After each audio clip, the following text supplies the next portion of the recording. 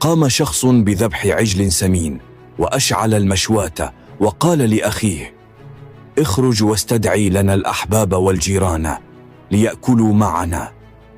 خرج أخوه وبدأ يصرخ: يا ناس ساعدونا، حريق في منزل أخي. لحظات قليلة وخرجت مجموعة من الناس، أما البقية فتصرفوا كأنهم لم يسمعوا.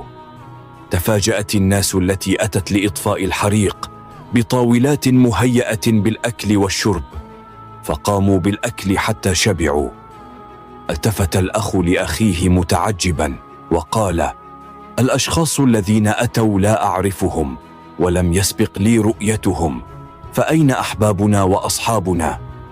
فأجابه الأخ قائلا: الذين خرجوا من بيوتهم أتوا ليساعدونا في إطفاء حريق ببيتنا، وليس لأجل الوليمة.